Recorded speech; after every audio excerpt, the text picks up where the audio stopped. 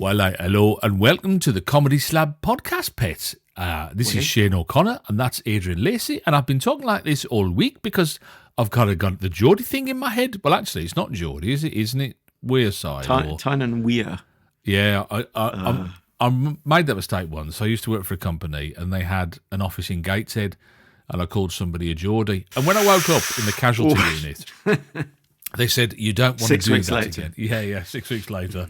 I couldn't remember my name or whether these were my feet. Anyway, sorry, welcome to the Comedy Slab. Yes, we have been doing bad Geordie impressions in our own heads at least all week because, as is the form with this thing, we review a comedy show every week, and Adrian got to pick last week. We pick alternately. I get to pick this week, and I picked a show called Hebburn, Pet.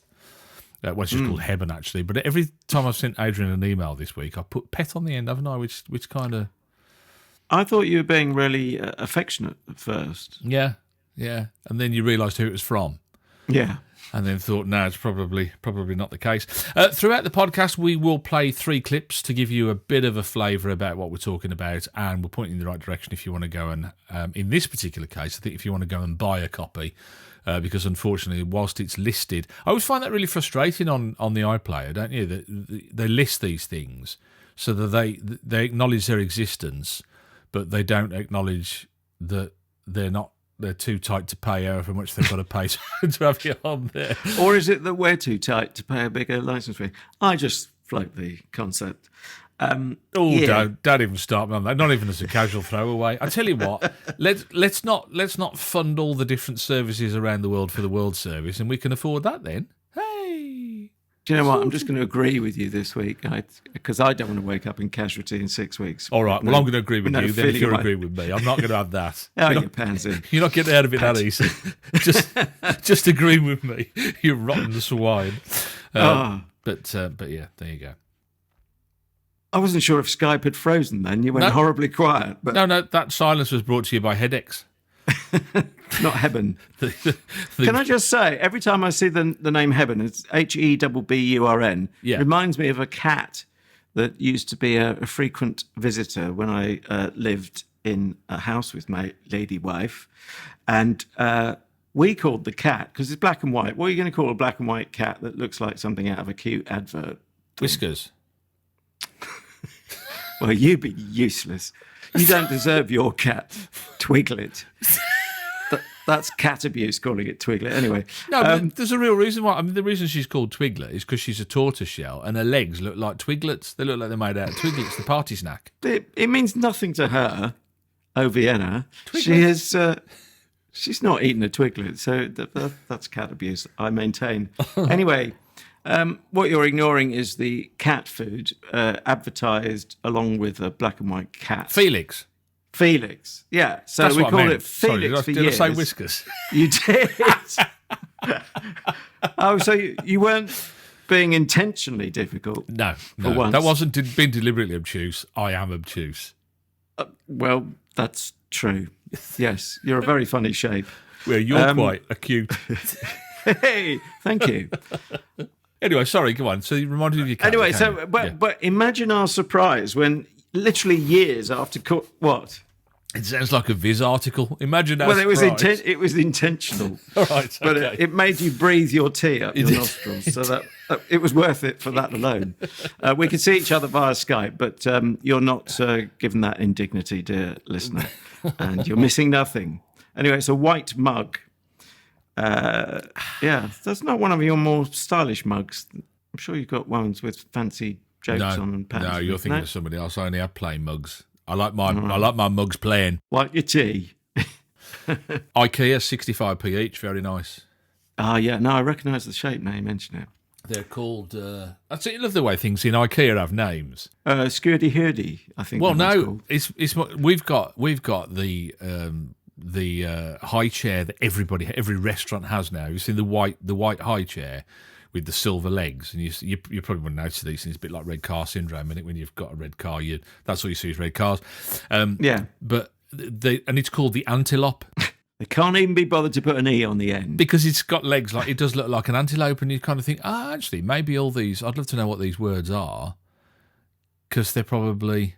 Well, I've got Billy bookshelves. Does that help anyone? Yeah, I've got Billy bookshelves, but you They can't don't see. really look like a Billy goat, do they? No. Anyway, I'll finish this. It's not really a gag even, but the point was one day, so you know how animals very often, they take off collars that human beings are daft enough to put them in. Yeah. It turned out he should have had this collar on for years, and on the collar was a nameplate, and on the nameplate, etched into this silvery nameplate, was Hepburn.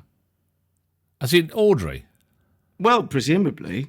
Now, either the family was called Hepburn or the cat was, but either way, it did not look like a Hepburn. I mean, it was Felix to us. Yeah. So you didn't know its owners? We knew roughly where they lived. We didn't know them as in know them. And then it got adopted 2 doors down. But that's, after we moved. Amazing story. I can tell, I can hear all those switches across the globe go, get on with the review. Yeah, sorry. Yeah. Hepburn. Who called your cat Hepburn? Don't know. My brother had a cat called Stan. I know, that I like. Or I've heard of a cat called Dennis. That sounds about right for a cat. Yeah, that's quite. They cats suit human names, don't they? Because they kind of got that. Whereas dogs don't. Dogs are, fluffy or whatever. They're a bit too enthusiastic, I think, to be kind of anything near humanoid. But there you go. Yeah. Anyway, so sorry, and also just to mention, a couple of our previous Comedy Slab episodes have been picked up and have either got a second series or a series, haven't they? Did you see Ghosts? Oh yes. I think I retweeted that. Not only got a second series, but also got a third series before the second series, which is made, which I think is a bit bonkers, really. But there you go. That's up to them. That's the closest you get to having a salaried position as a comedy actor, isn't it? Really? Yeah. And the other one, of course, was Semi-Detached. That's the one. Like my brain. Which is the interesting concept. It was a kind of real time comedy, wasn't it? Where you got 26 minutes, and it was 26 consecutive minutes, almost done as a kind of as live one shot almost sort of thing. Which I thought worked. I quite like. You weren't that keen, were you? You didn't. I kind of respected it more than I enjoyed it. Let's say it that way. Yeah, certainly, I mean, to write that is an amazing feat, and to shoot it that way as well. Anyway, more grist to the comedy mill, isn't it? I think it's really cool that they've both been picked up and got their respective second and third series or their first series. So this week, Hebburn, which is Place on Earth. I thought you were going to sing. Now you see, it must be my age because I was thinking more Hebburn. I was thinking of both at various times. And also this episode is called Welcome Home. And I think you actually sang the Peters and Lee songs at the end of. I think we did it in history lessons at school 5 or 10 years ago. At the end of last week's Comedy Slab podcast, and lo and behold, it comes up at the end of the comedy program, doesn't it? Yeah, imagine our surprise and indeed joy. Yeah. Now you've never seen this before, had you? No. So I just caught. Should we give people a fill in on what had happened to the Jim Moyer character? Because I've literally just read that on Wikification. Well, it's been a long time since I watched this, and I kind of binged on the 2 series because there only were ever 2 series made of Hebburn, and I had forgotten that at the start of the series you do see Vic Reeves' character, don't you? And they make reference to it quite quickly. You say because you brought it up, so you tell everybody. Well, but now I'm wondering for anyone who wants to watch series 1, however they get hold of that. Did you watch series 1? I have, but I can't remember very much about it. In fact, I remember it very differently to how I saw it this time round, which is odd. Yeah, well, that's your memory going. But anyway, I think cover your ears for 30 seconds if you don't want to know. But he's had a stroke before series 2, episode 1. But what I don't know is, I'm guessing that is the perverse high, as it were, dramatic high, which is a low for him, obviously, personally, at the end of series 1. But that is only a guess, not having seen series 1. But you can pick up, as I managed to eventually, what's going on and who's who. Although I did have to, we watch things twice or listen to them twice on the Comedy Slab. So well, we're going to play a clip anyway, and it'll kind of give people a feel, because the first gag revolves around him having that illness and recovering from that as well. So you kind of do feel, I really can't remember at the end of series 1, but you kind of do feel there was a cliffhanger, wasn't there? And that's why series 2 starts the way it does. Before we do that, I just wanted to say that this is something that stars Chris Ramsey and Kimberly Nixon, who, I don't know if you remember, did we ever slab? I don't think we ever did, actually. Fresh Meat, we talked about it. We never slabbed it, have we? No. She was in that. That was the but this was the first thing I'd ever seen her in, and I think she continues to go from strength to strength in various programs, from what I can see on Internet Movie Database. It also stars Vic Reeves and Gina McKee, and I was going to tell you the first thing I saw her in, but you might guess that. I don't know whether you, because I think it's something you've actually seen and quite keen on, but we'll do that in a second. Basically, it is just about a family, isn't it? I mean, it's not a hugely complicated plot. It's about a family that live in Hebburn and the characters that inhabit the town, really. That's it, isn't it, in essence? Yeah, I'd say it's quite a traditional sitcom, which some people, in looking at one or two reviews, have chosen to see as a terrible, terrible thing. Yeah. As if a guitar band can't play normal guitar rock. Yeah, it's strange, but I mean, it is a gentle comedy to me. It's that kind of, but this side of the line of Last of the Summer Wine, which very often gets described as a gentle comedy, which I kind of, only because it's so prolific, I can't really deal with. It's so many different incarnations, but to me that is kind of too far the other way, as a gentle comedy. But this, I kind of think is, it's not never going to set the world on fire, but equally you're not going to watch it and then go and want to set the world on fire, are you? I suppose is like it. It's true. It's the best way to describe it. Yes. Shall we hear the clip then? Do you want to feed into it? Yeah, I mean, basically, it's the first scenes are at a funeral. And of course, your first thought, if you've watched the last episode of the last series, presumably, as we mentioned, the Vic Reeves cliffhanger, is he going to be okay or isn't he going to be okay? When you see the whole cast there without him at a funeral, you kind of think, oh no, okay, so is it his funeral? And they kind of reinforce that gag. But after that, we pick up this clip here where we join the family and we find out that it's actually Betty's funeral. And that concludes the service. And now I'll leave you all to remember Betty in your own way.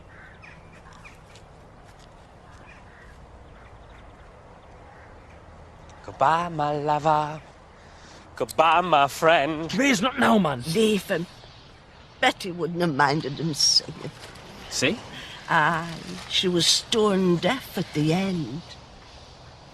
Right, away. I've left your dad alone with a buffet, and just before I left, I saw him drooling over me quiche. I don't even know why you're crying, Sarah. You didn't even know Betty. I'm so sorry. It's this bloody pregnancy. There's lots of things that are just moving me to tears at the moment. Including pop songs, pigeons with one foot missing, and best of all, MasterChef.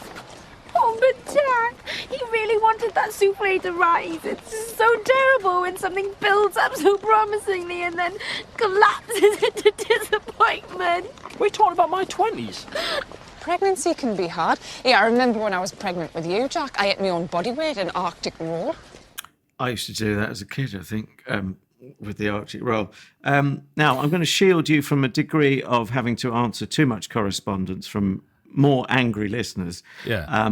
When you said Vic Reeves, which is, of course, a comedy creation of Jim Moyer, it's Jim Moyer you meant. So I'll protect you on that one. Well, I don't know where one ends and the other one starts now, though, do you? Because, I mean, sometimes his acting roles, he's credited as Jim Moyer, and sometimes he's credited as Vic Reeves. So, in which case I'm corrected.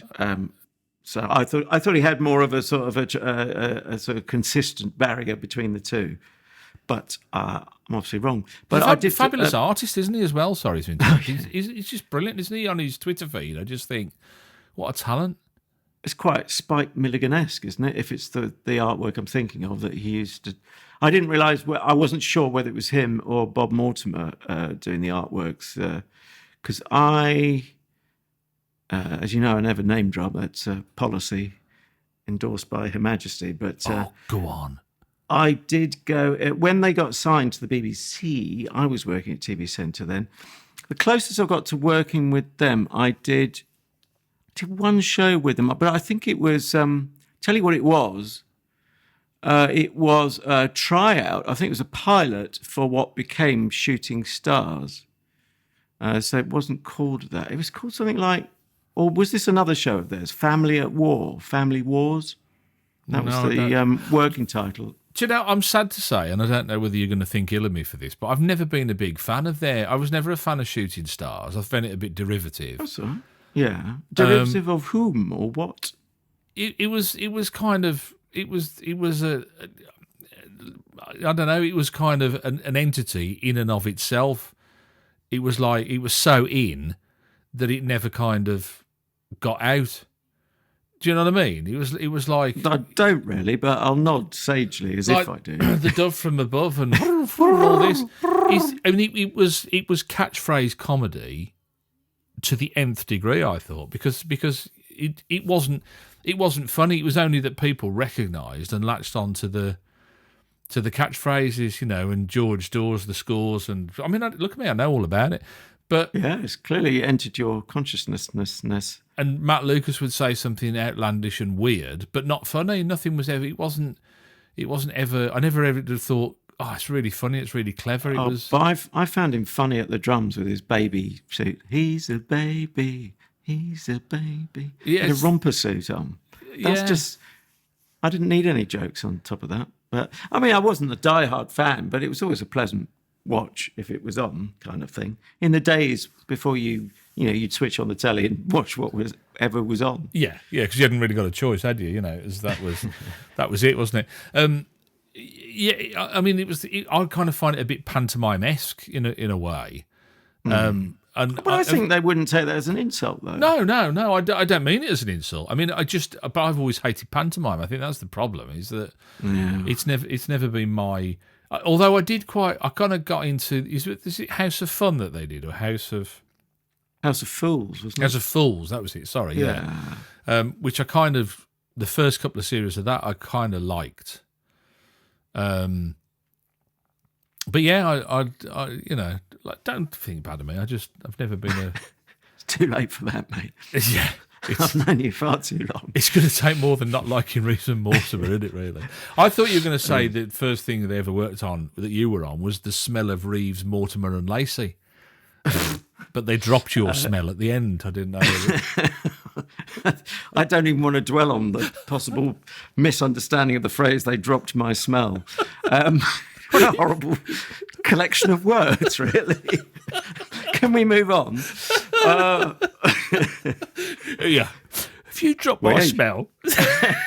Drop something. I can hear your brain. I can hear your brain making all these gags up. Well, even though we're 170 miles apart...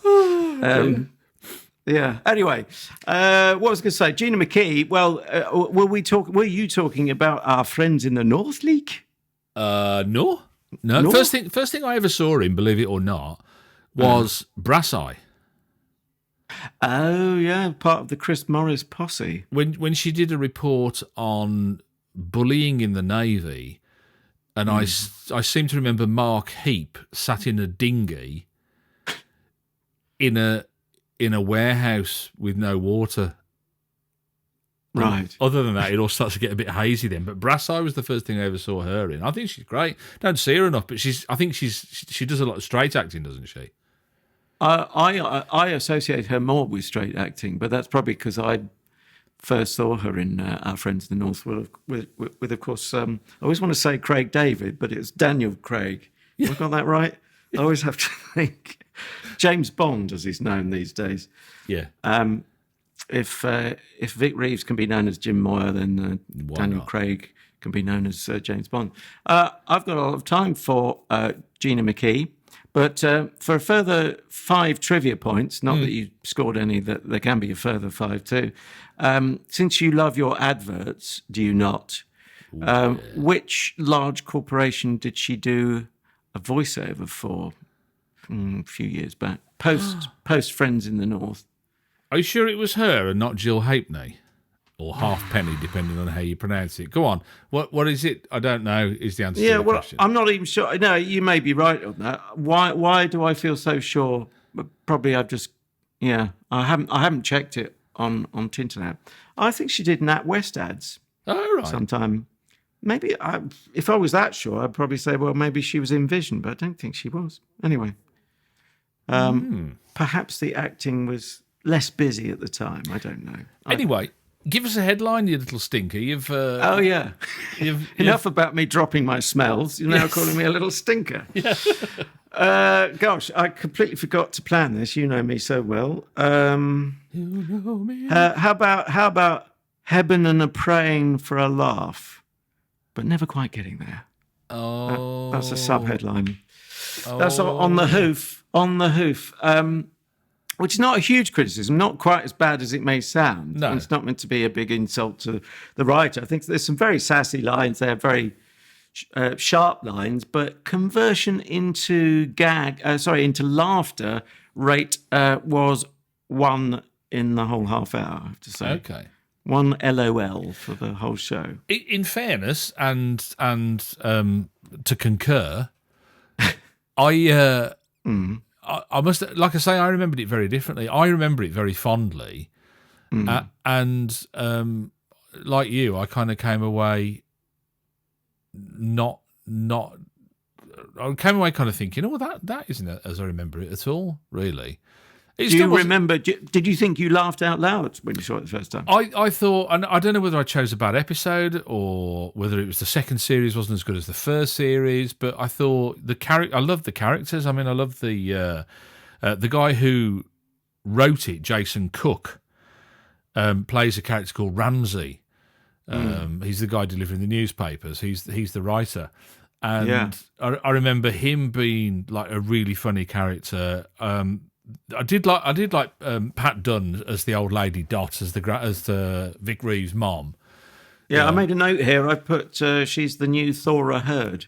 Yes, yeah, yeah, only funny, and and I found some of the characters a little bit irritating as well. It really shocked me actually, and I thought maybe. You've said before where you kind of like, even through the space of a few hours, you've watched it and then watched it back again for the Comedy Slab purposes and had a completely different reaction. And I just wonder, in a different time, in a different space, it's starting to show its age now, don't you think? I don't know. I mean, I can't say that I identify as sort of a particular change in comedy in this is 2012-ish, 2013. Yeah, is it? Are you saying then that you're arguing that there's been not a measurable change in comedy or comedy tastes? Well, only in as much as you wouldn't find that kind of thing being commissioned now is why I feel it's a bit creaky. Because as you said, it's like a kind of, how did you describe it? I can't remember, like a traditional sitcom. Yeah, and there's a concerted effort to try and not be that, isn't there? I suppose to push the boundaries or push things on forward. I couldn't see it being commissioned now, could you? I'm not sure, and I'm not even sure I can be consistent about my characterising it as a traditional family sitcom. Because now I'm going to contradict myself to a degree, because I think it does suffer from comedy drama-itis, which is this thing I'm always banging on about, the twin thing, that it lets the writer off the hook. You don't have to have bang, bang, bang, bang punchlines all the way through because you haven't got a studio audience waiting for them. Yeah. But that's both good and bad. That's I'm never quite sure where I am with that. I will say, though, that it felt refreshing to see Jim Moyer / Vic Reeves, for tax purposes, be less manic. It felt like, he could put his slippers on, literally and perhaps metaphorically, and just take it steadier. And he doesn't have to be the funny man doing pranks and all of that. No. If he'd lived, you wonder, could Eric Morecambe have eased off the throttle and well, it probably would have helped him live longer, not to be so pressured to be Mr. Funny Man the whole time, which included coming out of just having had an operation on his heart at Harefield Hospital. He had to be the funny man in front of the press. Yeah.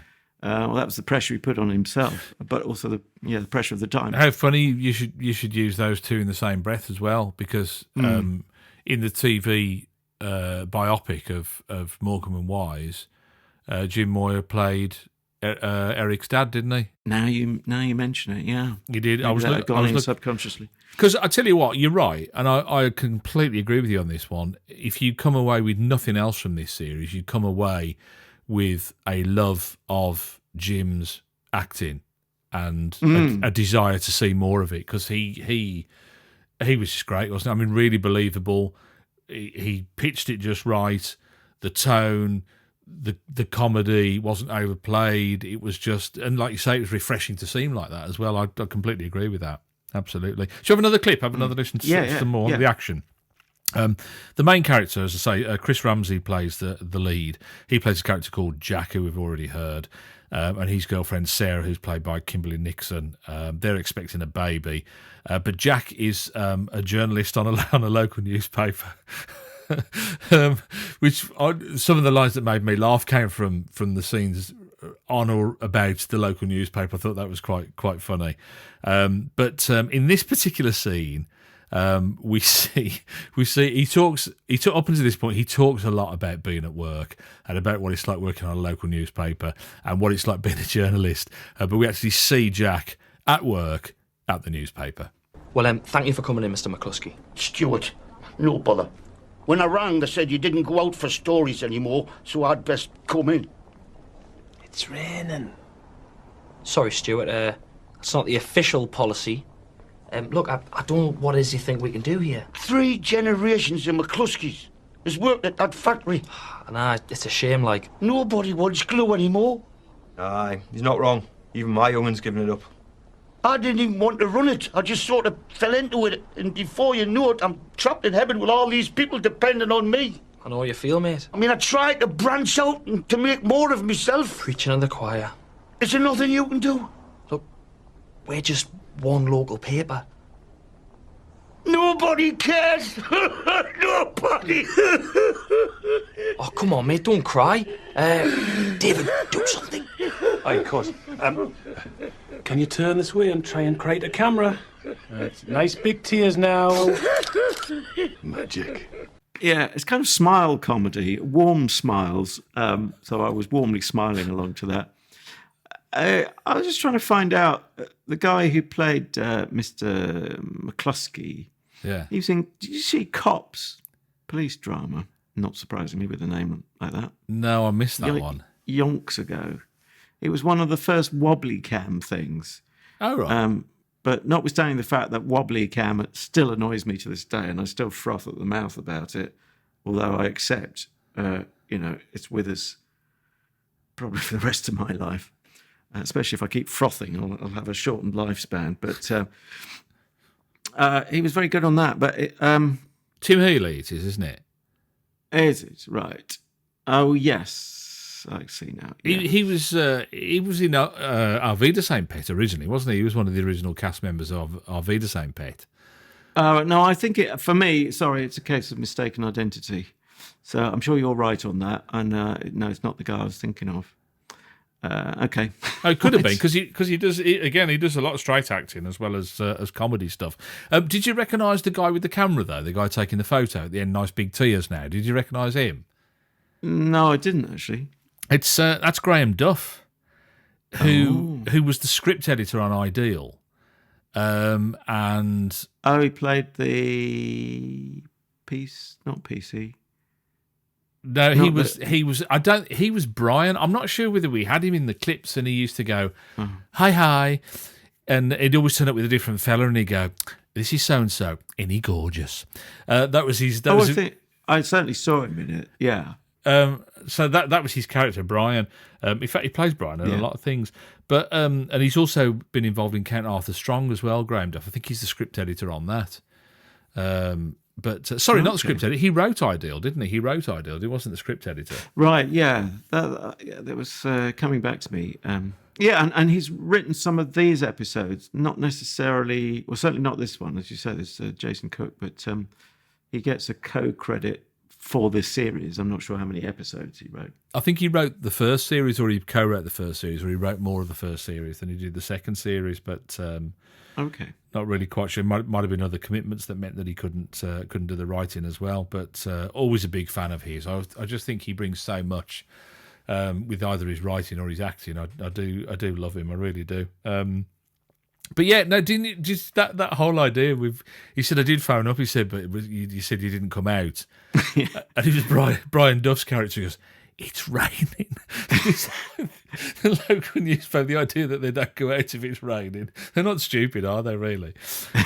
But yeah, I don't know. I just thought that it's like quite a confined cast, isn't it? You know, like sometimes the temptation is to have a meandering like ensemble of, you know, cast of thousands kind of thing, and you lose track of where you were. I thought it was quite kind of tight knit, and you knew everybody was kind of clearly defined. You know, you got Gervais, who fancies himself as a singer. I thought the music really dated it as well. I thought it's interesting that like it was all sort of take that and, you know, the songs of that kind of era, wasn't it? I thought that really kind of dated it quite quickly.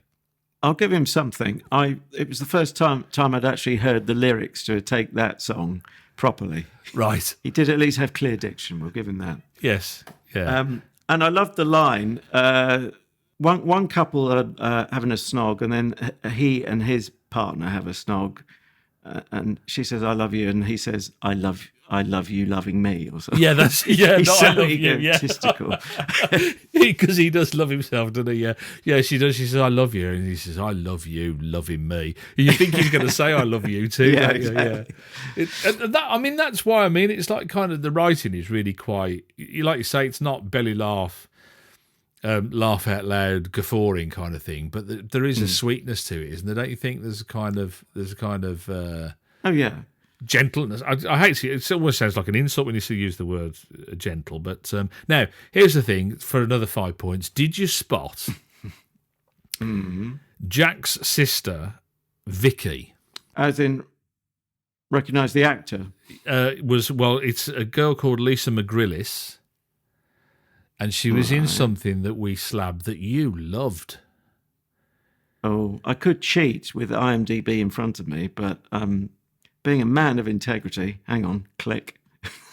Well, it's funny because she played like a bit of a thick character, like a kind of bit of a lovable but a little bit dim in that as well. Yes, sorry, I am cheating, and you're talking about Mum, of course. Yeah, and do you remember I was saying to you, I thought she really overplayed it.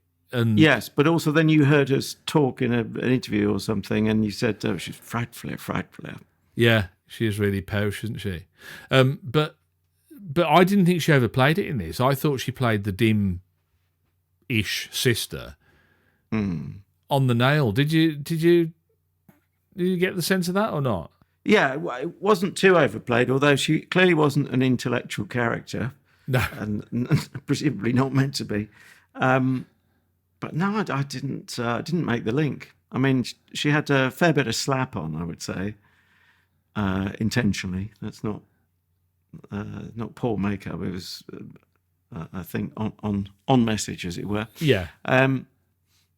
Yeah, but it would be interesting to see her in a completely different role, or a role that's closer to the posh person you've said she is that I've never seen. Here's the thing, and I don't know what you think about this. How far do these things travel? If you, I mean, I'm sure this plays quite well in the Northeast because people go, "Oh, that's like so and so or whatever." And I've always wondered this. I mean, growing up as a kid in Birmingham as I did, and watching Crossroads, there came a point in my life a bit later on where I thought, this goes out to East Anglia and to Merseyside and to London as well. And I wonder how it plays out with that. What do you think? I don't know. I had a mate, we've lost touch now, but years ago when I was first starting to get a bit analytical about comedy, thereby setting the trend, the pattern for my life, he used to think, he said he felt accents made things funnier. So if you put a line we're not quite calling this Geordie, are we? But a northeastern accent. Northeastern, yeah. Just on the safe to side. be a bit more generic, so I don't make too many enemies. But, I mean, how far does the comedy slab go? Does it go north of Watford? We have to hope so. All around the world. The world. And through the stars. And beyond. Wasn't sure if that was Brian Ricks or Brian Cox, but hopefully amusing either way.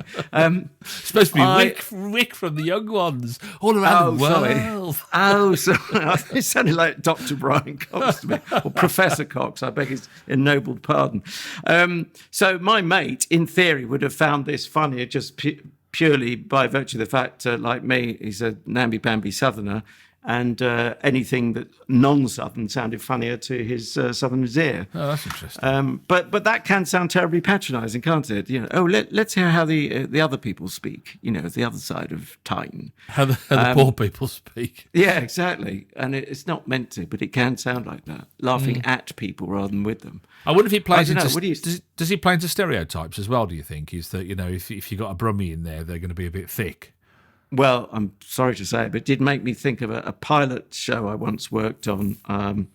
I don't mean Cabin Pressure, but this goes back a few years. Before Angus Deason was unceremoniously dropped from Have I Got News For You? He became a news story for a while, but and that had a Brummie character. As far as I know, that was a pilot that was never commissioned. But yeah, sure enough, the one Brummie character was a little bit thick, which I think is terribly lazy writing. Like, well, I mentioned Harvey, the same pet you mentioned, Tim Healy's in this episode, and that was all based on regional accents and the perceptions that people had of them, because I can't remember the character names, but the Timothy Spall character was a Brummie, and he was a little bit slow, on the uptake, Right. and then the Cockney guy, the London guy, was a little bit. He was a rocker and he was a bit wide, and it was that. The northeastern ones, they were like kind of gentle with a heart, and it's interesting, isn't it, that you kind of it's shorthand for the character traits in a way. It's in that sense. Anyway, sorry, well overdue. Final clip. Yeah, we're following the strand of Betty dying. This is the Vic Reeves character Joe, or the Jim Moyer character Joe. His mom, her best friend, has died, Betty, and they're all round at their house for the reading of the will. I'll grieve for Betty when our affairs are in order. Hopefully with a set of silver East Enders teaspoons. You'll have to excuse my mother-in-law. She isn't really aware of the importance of a legal document. In my line of work, I have to be very au fait with it, though. Oh, do you work in law as well? I'm an estate agent. One who's yet to sell a house. You're like a serial killer, Pauline, but one who's yet to kill. I know where I'd start. Anyway, how do you know you'll get anything at all? She might have left it all to charity. No, Betty hated charity. She was a very cruel woman, was Betty. Admirably so. Yes, there's no mention in here of charity. Apparently, the EastEnders teaspoon collection goes to a Winnie Thompson. Willie? After what she did, she should be getting out. Oh, this is typical of Betty. You think you've got a best friend? But I knew inside that she was a wrong 'un. And to my dearest Pearson, the best friend a person could ever have, I leave all my other worldly goods, including my house. So not so bad after all. Before I forget, this is a combined Channel X and Baby Cow production. Should have said that earlier. And by the by, of course, Channel X owned, as you'll know from looking at Company's House, by a certain Jonathan Ross, who was the one who brought us Vic Reeves all those years ago. Used to be owned. Great champion. He sold his share, hasn't he? He sold his shares in Channel X. Yeah, because they had a subsidiary as well, Channel X North. Or was it Channel X North or Channel X There's a Channel K in Manchester, yeah. Channel K in Manchester, yeah. But yeah, no, Jonathan Ross actually sold his shares in all that. It's like kind of like how Jonathan Ross came onto TV. He was the host that they were going to have for a program didn't show, wasn't it, or something? And he went, well, I'll do it. He was a stand-in presenter for The Last Resort. Yeah, I'll do it then, sort of thing. So I mean, I take on board, some of the criticisms that you say. I mean, I still came away liking it. I didn't come away liking it as much as the warm feeling that I had about it before we went into it, which is a little bit weird. And I'm probably going to watch the rest of the 2 series just to see how I feel about it after that. Just as in the matter of course to watch it. I don't really know. And I found the Sarah character, which is Jack's pregnant girlfriend. I found her quite irritating towards the end. I found the voice kind of got to me a bit. Did that bother you at all? She became a bit screechy throughout and a bit moany, and I mean, it's not her fault, it's the line she was delivering, but I kind of thought, I've had enough now. It didn't worry me in that way. She's our token southern poshy, isn't she? She's Welsh, isn't she? Yeah, so I don't know. Oh, is she? Right. I don't know how that plays out. Is that can you have a token Welsh person? I don't know. I think you can. They appear to have done it. But you were praising the actor herself, Kimberly Nixon, earlier, weren't you? Yeah, I quite like it. I mean, she was, like I say, she was one of the main characters in Fresh Meat, which was a comedy series about 4 or 5 university students, also starring Jack Whitehall, 4 or 5, and they live in a house, and it was like kind of just that, they're in the house sort of thing. And I thought she played a blinder in that, but she wasn't. It was like kind of, it wasn't so whiny, and I mean, it was where the storyline was, isn't it? She's pregnant and she's emotional and she's kind of very high pitched, but at the end of the episode, I kind of thought, I've had enough now, really. Yeah. Did it bring you flashbacks of? Yeah. Did I ever tell you I caught my wife when she was pregnant with our little boy? I caught my wife one day in the kitchen eating a Swiss roll like it was a baguette.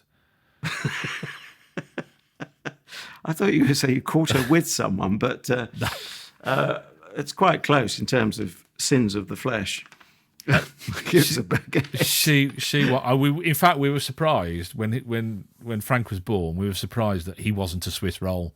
That's how much Swiss roll she ate, and hasn't been able to eat it since. That's interesting. Well, I suppose it's out now, isn't it? Not really, because I locked the cupboard that we keep the Swiss roll in. Right, okay. Well, yeah. Otherwise, you'd have a second son on the way, making a third child. Yeah. And then when she was pregnant with our daughter, nothing. So I didn't have any cravings. Like, it's weird, isn't it? I don't really know. But yeah, she was. I said, "What are you doing?" She said, "Because I don't really like Swiss roll." Maybe that's why she chose one of the few confectionaries that she thought she wouldn't get any competition with. I don't know. But yeah. I do remember, that's given me a flashback to being in a restaurant once with a mate. And you must have had a baked Alaska. I think they've gone out of style. Baked Alaska? I used to love them. Yeah, they were like really posh, they were. So meringue on the outside and ice cream on the middle, wasn't it? And you could put it in the oven. Sponge on the outside, wasn't it? Was it sponge? But it was hot, wasn't it? It was warm. Yeah. But a friend of mine was going to send it back and said, well, it's not cooked in the middle. Oh, please yourself. We laughed quite mightily at the time. Yeah. It's stone cold. What's the matter with you? What we needed was you to do the joke, and we'd have laughed more mightily. It's the Brummie accent, that's what it is. If I go, it's stone. That's it. You see, it's much funnier when you do it, Lloyd. It's stone cold. What's the matter? It's hot on the outside. Anyway, do you think we're at the point where we ought to score out of 5 each? I think so. You going to go first? Yeah, I mean, I'm going on my instant gut feeling. 3 out of 5 seems reasonable, but I'm kind of surprised at myself and my gut instinct, because I would have thought I'd been 2.5 really. Right. But it's a half hour you won't regret spending with it. You know me, unlike your good self, I'm at the other end of the watching all the episodes spectrum, in which case I'm quite happy just having seen the one, and I shan't seek out the others. If if I ever watch linear TV again and it happens to be on, I would probably not flick it over. I don't mean to sound as negative as I do. Isn't that funny? Isn't that a weird thing? I was thinking about this because obviously the way TV is changing and the way that we consume TV. But I watched an episode earlier on today, whilst I was looking after the children, of just before tea time, of Keeping Up Appearances. Yeah, which I worked on. And did you get a credit on that at all or not? No, there's only one sound credit. Yeah. Okay.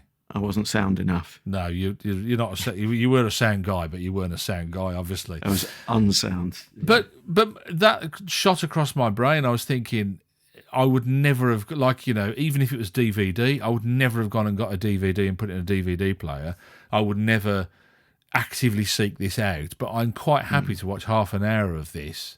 I interviewed Patricia Routledge once at the Chelsea, did you? the Chelsea Flower Show, and alarmingly, she dresses in her downtime just like Mrs. Bouquet. Yeah, there are certain traits I would say are similar. But she is so posh, isn't she? She is mega, mega, mega posh. I mean, I'd forgotten. Yeah. I think she was a Radio 3 presenter when they got a new controller and they had a revamp.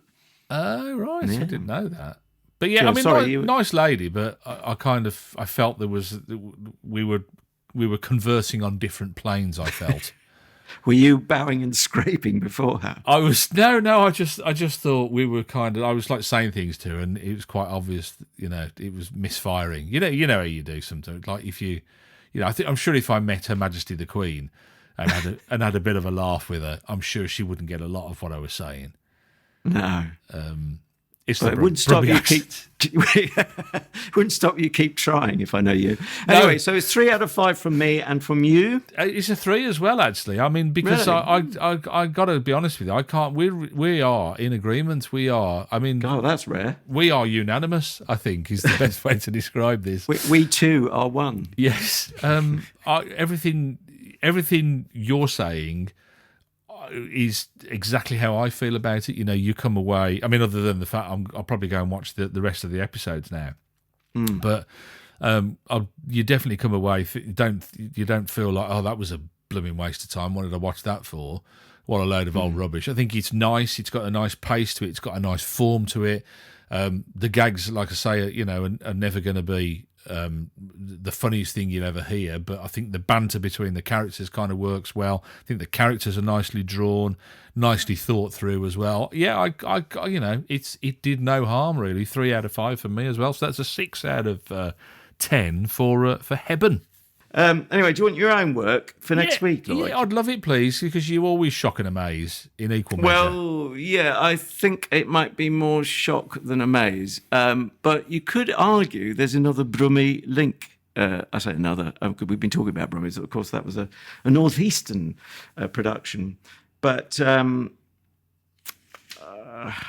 tempted to give you a clue. But Go on, give me a clue. You want a clue? TV or radio? It's Telebox, and I think I've used the line before. A nice line from Al Murray. This guy must have been a hard bloke because he was from Birmingham and he wrote poetry. Only that said in an Al Murray accent with the name of said poet. And even that's not giving you the title of the show. That's steering you towards the subject matter. No, go on. Oh, you know it, but you don't know you know it.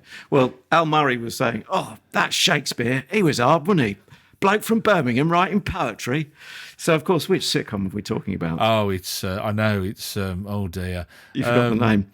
It's Up Your Start. Upstart Crow, yeah. They're the very same. Which I think that was a put down from, was it Christopher Marlowe or one of his rivals, not poets, but playwrights. So that's a nice little joke to start the series with. A Ben Elton penned comedy, which I have to say, I'm probably not meant to give too much of my reaction away, but since I'm the one setting the homework, I could probably do it. I think it's it shows Ben Elton maturing and maturing nicely. I didn't always like the stuff he wrote, but like an old cheese, bit hit and miss, a bit like that, like your good self. Okay. Now, here's the question, though. The $64,000 question is, which episode from which series? Well, if I asked you to guess, I mean, if I said, let's start at the very beginning, that gives it away, really, doesn't it? Oh. I think because it's available on iPlayer as we speak for 9 months. Can't give it away. Period. Oh, you horror. Well, you might have given away previously, if not just then, your initial reactions. Actually, well, let's go with that, because I know that you might have had some problems with it, or with Shakespeare, or both. But I was going to give you, because I'm setting the homework, I think if you spend more time with it, you might enjoy it more. And also, we were talking about an actor just the other week, weren't we, who we really enjoyed in another show, who is in that. Of course, the mind's gone blank, but yeah, I can't remember the guy's name, but he's a Brummie, isn't he, from Solihull? The very same. Oh, yeah. Literally the other week, wasn't it? I can never remember his name, and he's a fabulous actor, and I love him in all sorts of stuff. I mean, it's a great cast, isn't it? I mean, David Mitchell. I'm just listening to David Mitchell's autobiography at the moment. But while I've been talking to you, you got that in one ear and me in the other. I mean, the cast is great, isn't it? I mean, you know. So anyway, sorry, we're doing next week's episode. So you're saying Series 1, Episode 1? Are you going for? Yeah, the very same on BBC iPlayer. Certainly in the UK, hopefully beyond via BBC.com. I'm sure you'll put up with the blurb any other alternative ways of receiving it. Okay, nice one. All right, Upstart Crow for next week. If you've enjoyed the podcast this week, thank you very much for that. And don't forget, you can go back to previous issues. You can find us on Spreaker and Stitcher and iHeartRadio and Apple Podcasts and all the other lovely places Spotify as well, I must mention, all the other lovely places where you can find podcasts as well. So you can get us on the go. That's assuming we ever get on the go. I'm sure we will one day. We ought to be getting on the going and stopping recording soon. But I will just mention social meds. We are at Comedy Slab on Twitter. Do please follow us there, because you will see, amongst other things, as Shane made reference to earlier, where we spot that a show's been commissioned or recommissioned or commissioned for 2 series, the second and third series. At the same time. Gosh, count them. Yeah, that doesn't happen every day. It's good to be across it. So we don't over-tweet, but I like to think we tweet economically, but things you'll be interested in as a fellow comedy fan. And on Facebook, likewise, we are at Comedy Slab. So if you could like that page, it'd be brilliant. And equally, any personal recommendations to friends, family, foes, whomever, that's hugely appreciated too. And a generous star rating on iTunes / Apple Podcasts would be fab as well. We try and tweet. I try and tweet like I talk to my wife. I try not to do it too much so as not to be annoying. That's generally the way that it does it. Anyway, that's it from us. Thank you very much. For me, I'm off to polish my EastEnders teaspoons. Oh, sorry. don't start making your own gags up now. And I'm off to find a cat with the name Hebburn engraved on a silver plate on its collar. Until then, it's tatty bye from us.